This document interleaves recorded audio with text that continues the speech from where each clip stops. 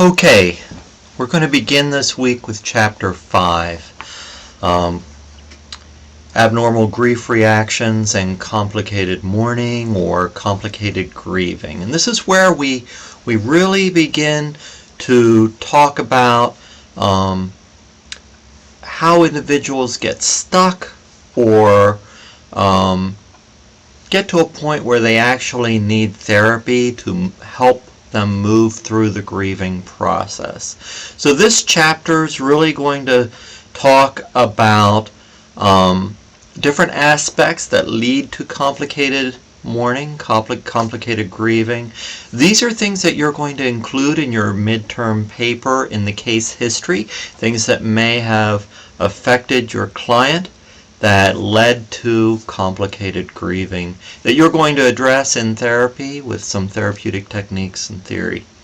And then in the next chapter, Chapter 6, and in my chapter from the book, we're going to talk about ways to begin to help the client deal with complicated grieving and also regrets. So let's look at this chapter. Chapter 5.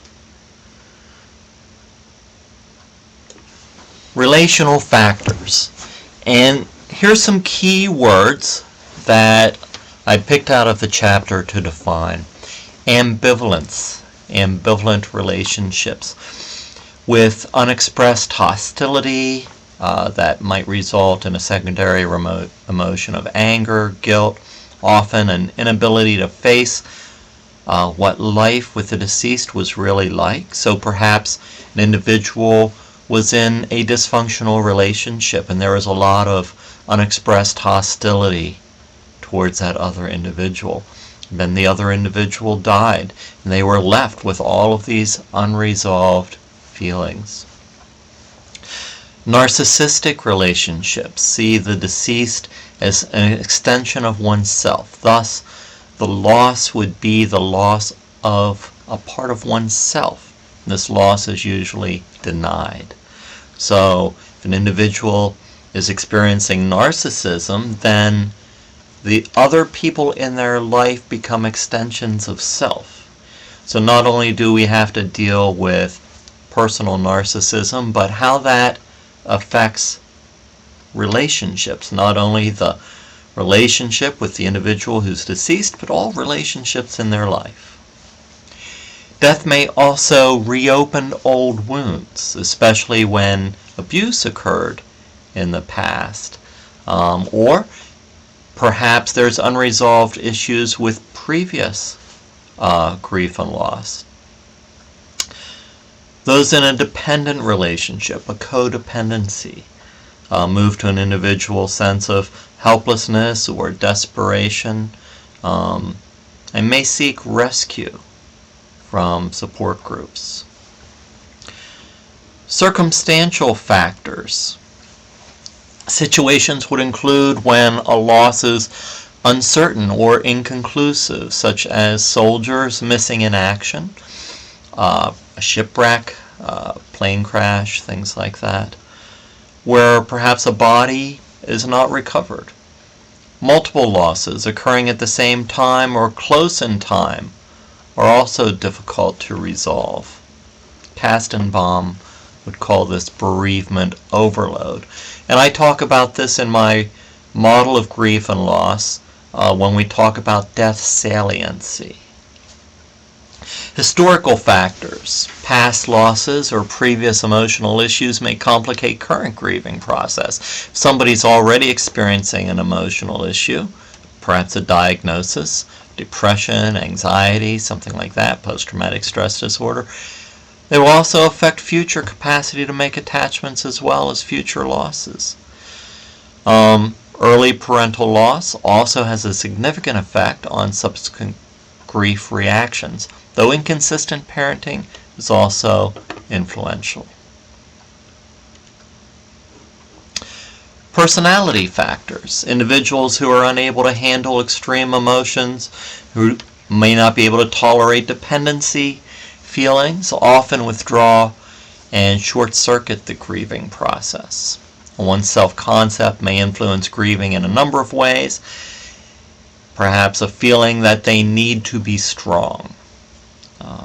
Social factors. Grief usually includes a social aspect, including support. When the loss is socially unspeakable, such as suicide, the social dimension is changed. Silence becomes detrimental. I don't really believe in the concept of anything being socially unspeakable. I talk about anything, and unfortunately, there is a taboo associated with such things as suicide.